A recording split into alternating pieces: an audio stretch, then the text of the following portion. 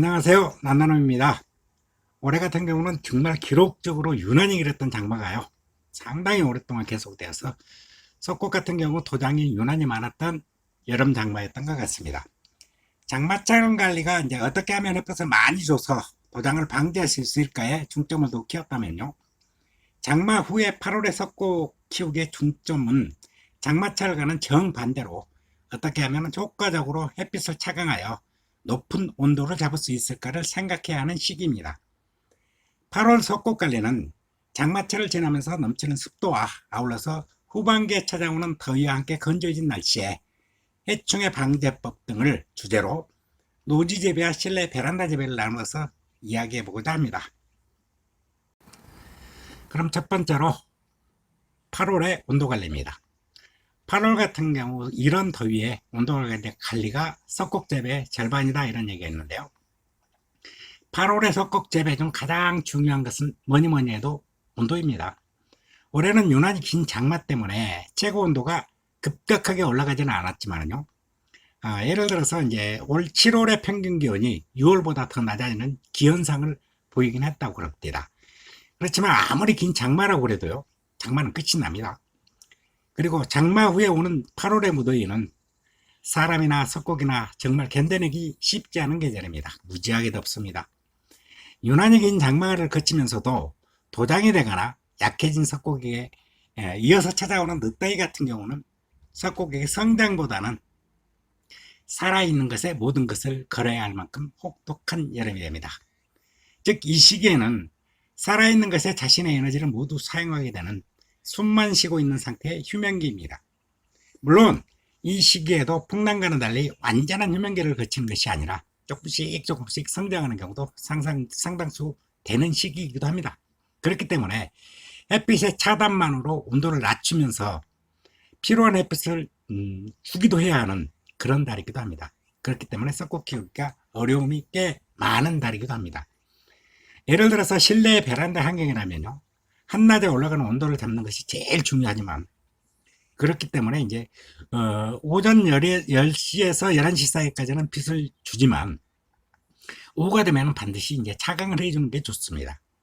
그리고 이제 두 번째로 특히 이제 노지 같은 경우, 노지 재배인 경우에는 오후에 내리쬐는 햇빛과 옥상의 경우는 이제 바닥이나 벽면에서 뿜어져 나오는 복사열 같은 경우는 우리가 상상한 것보다 훨씬 더 뜨겁습니다.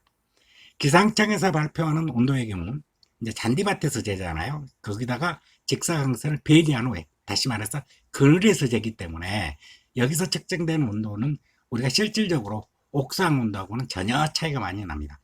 옥상 온도는 그러니까 기상청에서 발표하는 온도보다 4도에서 8도 정도가 높은데요. 이런 경우가 이제 대부분이기 때문에, 예를 들어서 35도가 이제 기상청에서 발표한 날씨였다. 그러면은 실질적으로 직사광선하고 복사열에 있는 옥상 같은 경우는 43도까지도 올라갈 수 있습니다.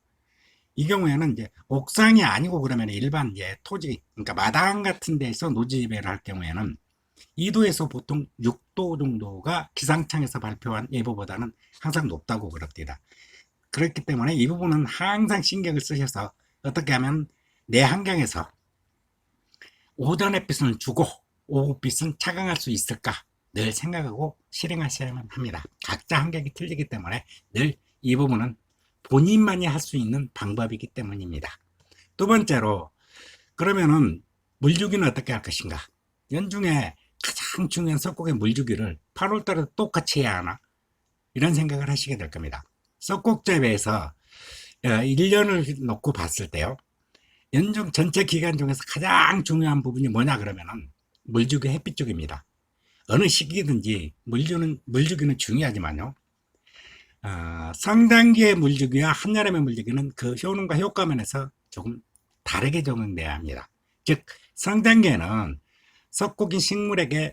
식물이 석곡에게 충분하게 수분을 공급하여 빠른 성장과 생육에 기여하는 바가 무지하게 크다면, 뜨거운 햇빛과 높은 온도로 일정 부분 휴면을 하고 있는 석곡에게는 한여름 물주기는 생육 부분에 기여하는 부분보다도 더 중요하게 생각되는 부분이 온도를 어떻게 하락시킬 것인가, 온도 하락의 유도 부분이 더 크다고 할 것입니다.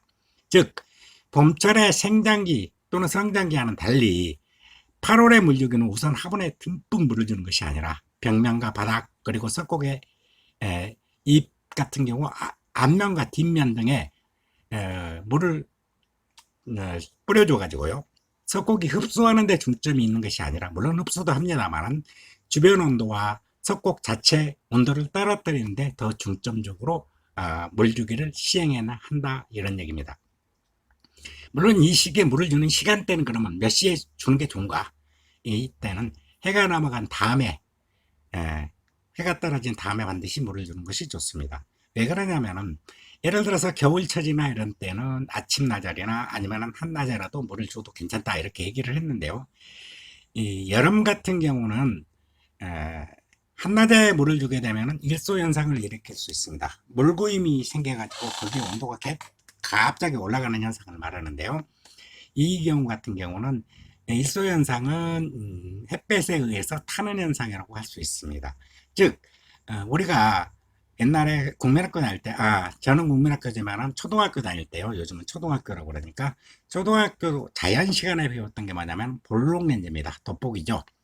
돋보기 같은 경우는 우리가 종이를 태워봤던, 종이에 불을 붙여봤던 기억들이 있으실 겁니다. 이것처럼 물방울이 만약에 맺혀지게 되면은 이 돋보기 현상, 즉 볼록렌즈 현상이 일어나게 돼서 햇빛이 모이게 됩니다. 모이게 되니까 이 햇빛이 모이면은 굉장히 뜨거워집니다. 뜨거워진 현상에 의해서 석공잎이 까맣게 타게 됩니다. 이걸 일소현상이라고 그러는데요. 이 타게 되는 현상이 일어나기 때문에 낮에 물을 주면 안 된다, 이런 얘기입니다. 물론 일소현상이 일어나서 석공잎에는 그 잎 하나는 타락했다고 보면 됩니다. 왜 그러냐면은 이렇게 까만 반점이 생긴 다음에 점점 커진 다음에 이게 떨어져 버립니다. 잎이 조금 지나면은요. 그렇기 때문에 반드시 낮에 주는 게 아니라 해가 넘어간 다음에 주는 게 좋다, 이겁니다. 그리고 아침에 주는 것도 안 좋은 이유는 금방 해가 뜨는데 바로 온도가 높아지기 때문에 아침에 주는 것도 안 좋고, 저녁에 해가 넘어간 다음에 주는 게 가장 좋다, 이런 얘기입니다. 그럼 세 번째, 한여름 석곡의 통풍 부분, 통기와 통풍 부분을 보게 되면은 8월 같은 경우는 1년 중 가장 더운 달이죠. 위에서도 언급했듯이 최고 온도의 관리는 석곡의 가장 중요한 요인입니다. 그러기에 바람 한 점 없고 한낮 되게 뜨겁고 이럴 때 통풍 관리 같은 경우, 바람의 관리 같은 경우는 무엇보다도 중요합니다. 석곡에게 바람은 아주 중요한 요소지만요, 실질적으로 조금만 노력하면 충분하게 공급할 수 있기에 보통의 경우에는 그 중요성을 간과하고 있는 경우가 많습니다. 대부분의 경우 선배님들도 그렇고 책에도 그렇고 많지도 않은 책이지만요, 이 통기 부분을 등한시하는 경우가 많은데요. 하지만 통기와 통풍은 잠깐의 방심이 석곡의 생사에 직접 영향을 굉장히 많이 주는 경우가 많습니다. 그렇기 때문에 항상 주의를 기울이셔야 합니다. 예를 들어서요, 물을 준 직후에 선풍기 등을 활용해서 빨리 말려주는 것과, 그리고 오전에 이제 비가 와가지고 창문을 놓고 내가 외출을 했잖아요. 그런데 갑자기 해가 비쳐서 급격하게 온도의 상승으로 인해서 석곡 등이 쪄 죽여 버리는 경우가 발생할 수 있습니다. 이렇게 석곡이 죽어버리는 경우가 발생할 경우 거의 대부분 석곡들이 같이 죽어버리기 때문에 그 피해가 굉장히 심합니다. 그러니까 항상 이런 경우에 미리미리 대비하셔가지고 내가 나갈 때 혹시 집에 사람이 있게 되면은 그 사람에게 부탁을 한다든가, 뭐 마누라가 있다든가 아니면 남편이 있다든가 아들이 있다든가 그러면은 부탁을 해놓고 미리 나가는 경우도 있고요. 나가서 이제 갑자기 해가 나게 되면은 예를 들어서 전화를 해가지고 집에 사람만 있다고 그러면 하게 되면 좋은데, 문제는 사람이 없었을 때 문제입니다. 집에 이제 비어 있을 경우 베란다에 그렇게 닫아놓고 가게 되면 굉장히 올라가니까 비 들이치는 것을 방지를 해놓고 일단 문을 열어놓고 가시는 게 제일 좋다, 이런 얘기입니다. 그럼 네 번째, 8월 석곡 키우기 중 병충해는 어떻게 관리할 것인가? 올해같이 유난스럽게 이제 긴 장마, 그러니까 올해가 되기 전까지는 47일이 가장 긴 장마였다고 그러는데, 올해 같은 경우는 무려 49일, 그래가지고 장마의 기록을 깼다고 그러네요. 이렇게 기록적인 긴 장마 때문에 석곡이 도장되는 경우도 많고, 높은 습도, 원도, 그리고 정체된 공기 때문에 세균성 질환과 곰팡이병이 창궐하기 딱 좋은 조건을 갖추고 있습니다. 다른 애 같이 이제 그런 경우에는 장마가 오기 전에 보통 우리가 한번 예방적으로 이제 살균제를 살포해가지고 예방적 살균제를 살포로 한 번만 했잖아요.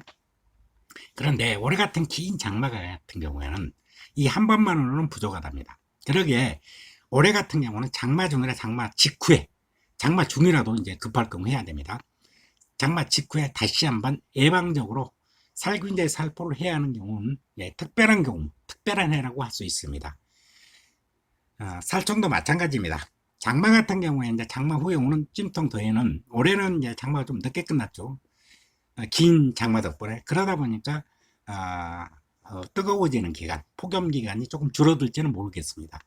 그렇지만 아무리 그래도 8월 후반으로 갈수록 이제 건조한 공기의 영향으로 진딧물과 깍지벌레 같은 것들이 이제 발생하기 딱 좋은 조건이 됩니다. 깍지벌레 같은 경우는 이제 상당히 자주 발생을 하거든요. 그런데 이제 이 경우에는 저 같은 경우는 이제 미리 방지하는 것도 물론 좋죠.